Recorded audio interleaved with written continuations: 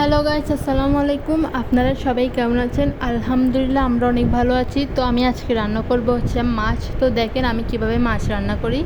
তো প্রথমে আমি চুলায় একটা হাঁড়ি বসিয়ে দিছি। তো দেখতেছেন এবার হচ্ছে কি হাঁড়িটা গরম হওয়ার সাথে সাথে পরিমাণ মতো তেল দিয়ে দিছি। এবার হচ্ছে কি পরিমাণ মতো তেল দেওয়ার পর তেল যখন একটু সামান্য গরম হয়ে আসবে তখন আমি আগে থেকে হচ্ছে পেঁয়াজগুলো ভালোভাবে কেটে দিয়ে ভালোভাবে পরিষ্কার করে নিছি। এবার ধুয়ে আমি তেলের মধ্যে দিয়ে দিব। তেল যখন গরম হয়েছে সাথে সাথে আমি পেঁয়াজগুলো দিয়ে দিছি। এবার হচ্ছে পেঁয়াজগুলো দেওয়ার পর দেন হচ্ছে আমি আরেকটু ভালো করে নেড়ে ছেড়ে নিলাম। দেখতেছেন আমি পেঁয়াজগুলো একদম ভালোভাবে নেড়ে ছেড়ে নিচ্ছি। তারপর পেঁয়াজগুলো যখন একটু সামান্য নরম হয়ে আসবে তখন আমি দিয়ে দিব স্বাদ মতো 1 টেবিল চামচ লবণ। তো আমি এখানে স্বাদ মতো 1 টেবিল চামচ লবণ দিয়ে ভালোভাবে নেড়ে ছেড়ে নিলাম আরেকবার। এবার দিয়ে দিব 1 টেবিল চামচ আদা রসুন বাটা। তো দেখতেছেন আমি এখানে 1 টেবিল চামচ আদা রসুন বাটা দিয়ে দিলাম। এবার হচ্ছে কি 1 টেবিল চামচ আদা রসুন বাটা দেওয়ার পর আমি এগুলো পেঁয়াজের সাথে ভালোভাবে নেড়ে ছেড়ে ভালোভাবে মিশ্রণ করে নিছি। এবার আমি দিয়ে দিব সবগুলো মশলা। তো আপনারা দেখেন আমি এখানে কী কী মশলা দিব। তো আমি আপনাদেরকে বলতেছি আমি এখানে মশলা দিচ্ছি বলতে 1 টেবিল চামচ হলুদের গুঁড়ো দিয়ে দিছি, 2 টেবিল চামচ মরিচের গুঁড়ো দিয়ে দিয়েছি, 1 টেবিল চামচ ধনিয়ার গুঁড়ো দিয়ে দিয়েছি, 1 টেবিল চামচ জিরার গুঁড়ো দিয়ে দিছি। এবার সবগুলো মশলা আমার দেওয়া শেষ। এবার সবগুলো মশলা দেওয়ার পর আমি মশলার মধ্যে সামান্য পরিমাণ পানি দিয়ে দিব যাতে মশলাগুলো পড়ে না যায় আর মশলার গন্ধটা যাতে চলে যায়। তো আমি হচ্ছে এবার মশলাগুলো কিছুক্ষণ সময় ধরে কষিয়ে নিব। তো এবার আমি কিছুক্ষণ সময়ের জন্য মশলাগুলো ভালোভাবে নেড়েছিলে ভালোভাবে কষিয়ে নিচ্ছি। তো ভালোভাবে কষানো হয়ে আসলে তারপর আমি আপনাদেরকে বলবো মাছগুলো আমি আগে থেকে কেটে ধুয়ে পরিষ্কার করে নিয়েছি।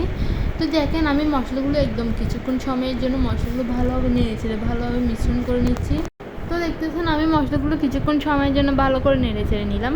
তো এবার হচ্ছে মশলাগুলো দেখতেছেন কিছুক্ষণ সময়ের জন্য কষিয়ে নিচ্ছি এবং চুলার আঁচটা আমি বড় করে রাখছি যাতে মশলাগুলো ভালোভাবে কষানো হয়ে আসে। তো মশলাগুলো যখন ভালোভাবে কষানো হয়ে আসবে তো আমি মাছগুলো এবার দিয়ে দিব মশলার মধ্যে। এগুলো আমি একদম ভালোভাবে ধুয়ে নিছি, তারপর মশলার মধ্যে আমি দিয়ে দিছি।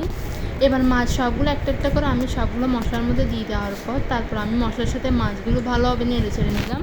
ভালোভাবে নেড়ে ছেড়ে নেওয়ার পর দেন হচ্ছে আমি এখানে পরিমাণ মতো পানি দিয়ে দিব যাতে মাছগুলো ভালোভাবে হয়ে আসে। তো দেখেন আমি এবার কিছুক্ষণ সময়ের জন্য ঢাকনা দিয়ে ঢেকে রাখবো। এবার হচ্ছে ঢাকনাটা উঠাই নিলাম।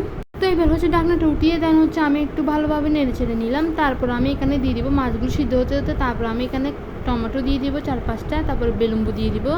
এবার দেওয়ার পর দেন হচ্ছে কি আমি মাছের সাথে ভালো করে নেড়ে ছেড়ে ভালোভাবে মিশ্রণ করে নিচ্ছি। তো আমি চুলার আঁচটা বড় করে রাখছি যাতে মাছগুলো ভালোভাবে সিদ্ধ হয়ে আসে সেজন্য। তো এবার ভালোভাবে নেড়ে ছেড়ে নেওয়ার পর স্বল্প পরিমাণ পানি দিয়ে দিলাম। এবার হচ্ছে আমি ঢাকনা দিয়ে ঢেকে রাখবো। তারপর আমার রান্নাটা কমপ্লিট হয়ে আসবে। তো দেখতেছেন দেখতে দেখতে আমার রান্নাটা কমপ্লিট হয়ে আসছে। তো এবার ভাবতেছি কি চুলাটা বন্ধ করে দেবো। এবার চুলার আঁচটা আমি বন্ধ করে দিছি। এই হচ্ছে আমার রান্না, মাছ রান্না। তো আপনারা কিন্তু অবশ্যই পুরো ভিডিও দেখে কমেন্ট করে জানাবেন যে আমার মাছ রান্নাটা কেমন হয়েছে। দেখতে কিন্তু খুবই লোভনীয় লাগতেছে, তাই আমি আপনার সাথে যেহেতু রান্না করতেছি তাই আমি আপনার সাথে একটু শেয়ার করলাম। তো সবাই কিন্তু পুরো ভিডিও দেখে দেন, কমেন্ট করে বলবেন কেমন হয়েছে রান্নাটা। সবাই একটা একটা করে লাইক দিবেন। সবাই ভালো থাকবেন, সুস্থ থাকবেন। আল্লাহ হাফেজ, টাটা, বাই বাই।